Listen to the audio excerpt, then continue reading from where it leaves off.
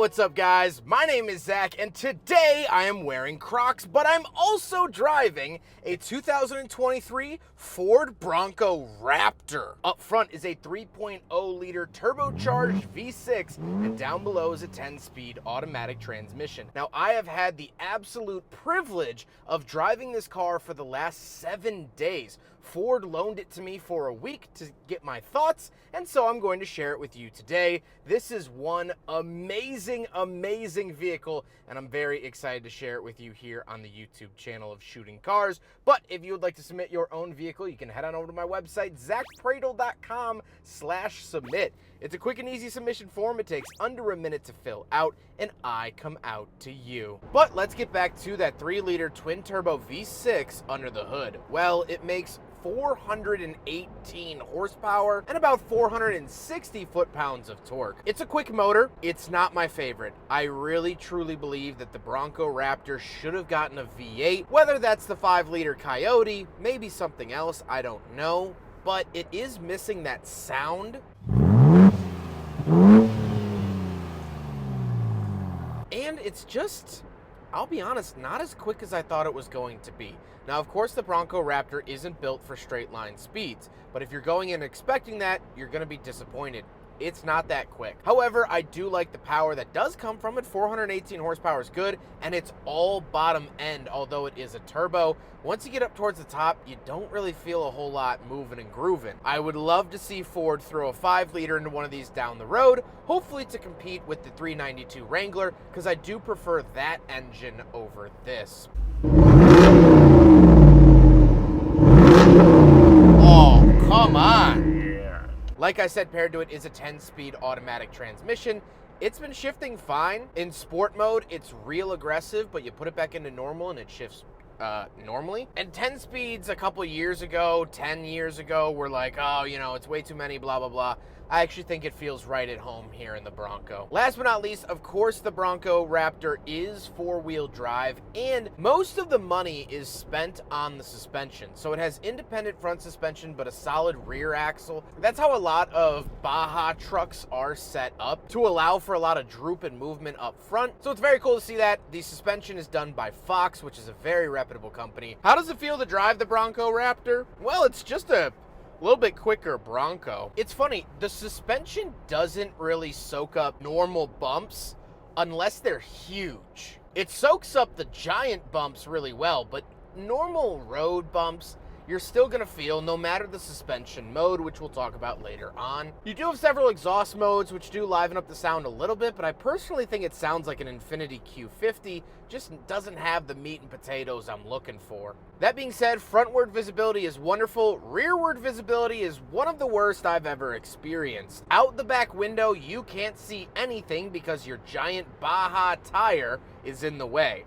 Now, they did do something really cool, which is they actually put a Raptor logo on the spare tire mount, but it's flipped in reverse, so when you look in your rearview mirror, you can actually read Raptor, which I think was a cool and interesting touch. But overall, it still has a decently harsh ride. You do get some wind noise because of the plastic top, but I do enjoy the driving experience. Fuel economy! We don't like to talk about it. I've been averaging about 13.5 to 14 miles to the gallon. It ain't pretty, but that's what it is. However, you can run this on 87 octane. It does not require premium, which is actually a huge selling bit for a vehicle that doesn't get good gas mileage. With that stuff out of the way, let's talk about the interior. Well, in front of me, I have a completely digital gauge cluster. I really like it. It was pretty easy to read. There's a handful of things on the screen, but once you get the lay of the land, you could figure it out pretty easily.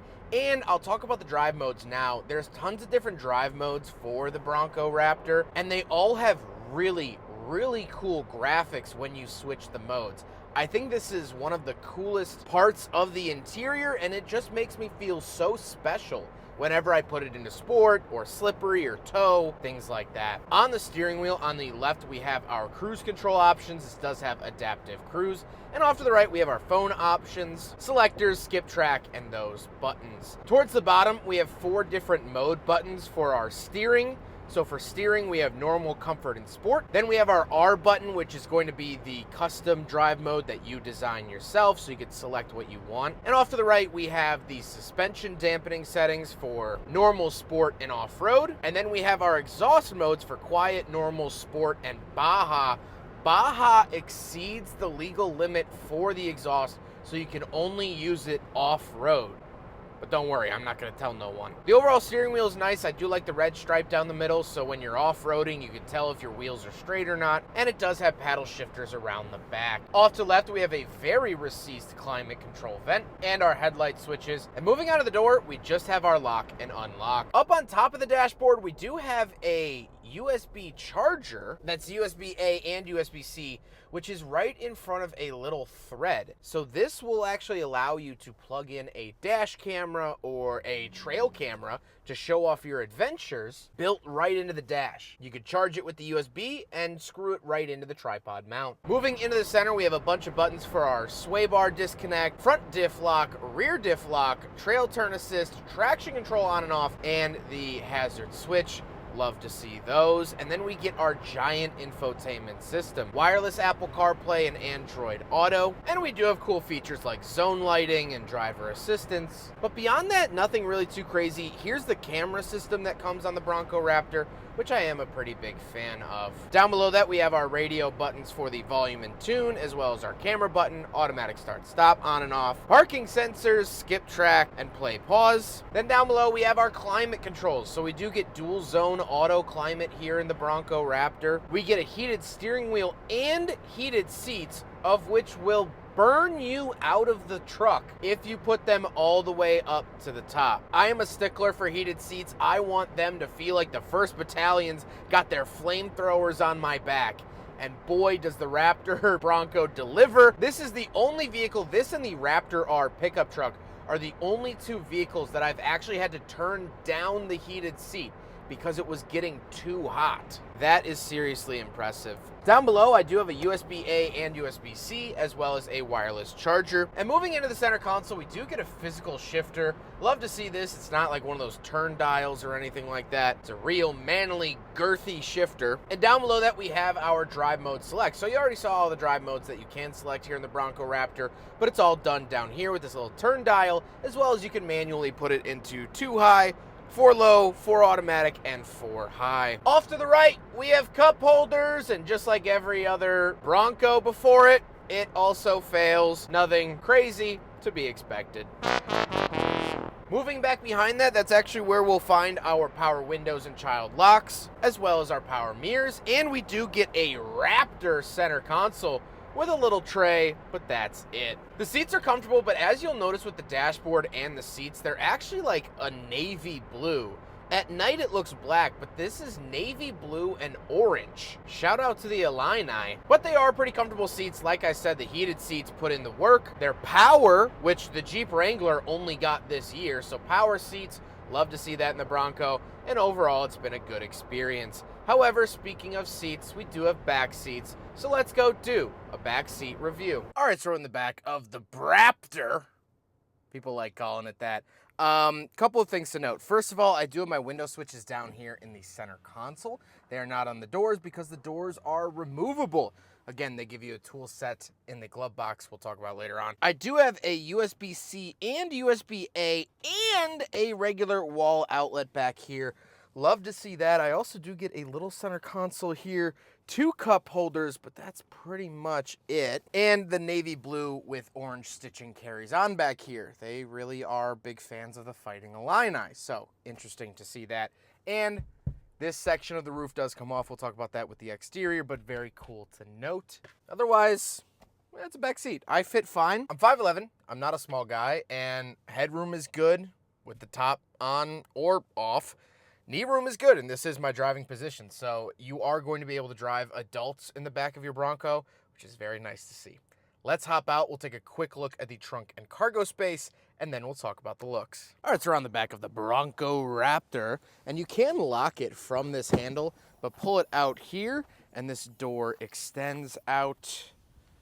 Oh, keep going. Wow, okay, extends out to there. So you get more than a 90-degree opening, which is very, very nice to see. I haven't seen it in this style. Yeah, very, very interesting. But then you can come in here and you can pull this up, and now you get a more accessible rear end. Now, this is part of the shell that comes off, we'll talk about in a second. But actually back here, we do have a 12-volt outlet. We have some lights and whatnot, and you could see the Ford Performance. Try to get a shot of that up on top of this. That's what is left when you take the top off, which looks awesome. It's still March here, so it's still freezing cold. We do have a mat. We can pull this up. We have some tools and whatnot. But other than that, this is the back of the Bronco Raptor. Now we gotta talk about the looks, and this is hands down the best part of the Bronco Raptor. It looks lean, it looks mean, and it is ready to serve you the business. It's so much wider than a regular Bronco, has the big tires, the graphics. This color is called Code Orange, which I love. The running lights are orange. Everything about this is just orange crush, and I love it. Walking outside every single morning to seeing this in the driveway gives me goosebumps. So much so that my non-car friends were taking pictures of it. That's how cool this thing looks. And so I gotta hand it to the Bronco Raptor. The top is also removable. This is the hard top, so there's a section over the driver, there's a section over the front passenger, and then there's one giant section over the rear occupants, and a fourth section that has to be unbolted at the very back. However, they do give you tools to do this, but it was fun to have the top off, and I popped the two front ones off almost every time I drove it. So definitely a very cool feature of the Bronco. However, with all of that being said, let's get on to my final thoughts. What do I think, having driven the Bronco Raptor for over 300 miles and for the last 7 days? This thing is awesome. I love it so, so much. I took my friends out go-karting last night. We took the roof off. We had a hoot and hollering time. We sang Forever Young at the top of our lungs to the point where I woke up this morning with a sore throat from it. That's how fun this Bronco is. It is delectable. It's here for a good time. And there's just not many cars on the market that are sold with that purpose. This isn't meant to take your kids to school. This isn't meant to be a daily driver. This isn't meant to be anything other than just fun. Of course, you can take your kids to school. Of course, you can daily drive it, but those were lower on the priority list. Fun off-road driving is what Ford wanted to do, and they absolutely nailed it here with the Bronco Raptor. However, there's one thing that they didn't nail, and that would be the price tag. I went into this review and taking the loan of this Bronco Raptor thinking, oh, it'd be $70,000, $75,000. Sure, top-end Broncos, really expensive Broncos that are non-Raptor can get up to that price tag. So I figured that would be adequate for the top. Boy, was I surprised when I took a look at the window sticker and it said $96,000. With tax, title, and fee, you're looking at a cool $110,000. And that's if you can find one of these at MSRP. Let's just say they sell it to you for sticker. You're still in the 6-digit range. And while yes, this is a lot of vehicle and it has serious off-road prowess, I don't think it's worth double what a regular Bronco would be. Even if you bought a regular 4-door Bronco and did $20,000 in suspension mods, you would still be $26,000 short of this truck. Let's just call the Bronco $60,000. You still could put 30 grand into it and be at the price tag of this. And that was a big sore on my experience. It doesn't ruin my love for the Bronco Raptor, but it most certainly does tarnish it. For $110,000, I'd be way happier in a Raptor R pickup. I hope you guys enjoyed the video. Huge thank you to Ford for loaning me this awesome Bronco for the last 7 days. Huge thank you to G. Schmidt for facilitating the cleaning and delivery of this vehicle, and of course the Midwestern Automotive Media Association. But I hope you guys enjoyed the video. Don't forget to rate the video, comment on the video, and subscribe if you really liked it. Take care, guys.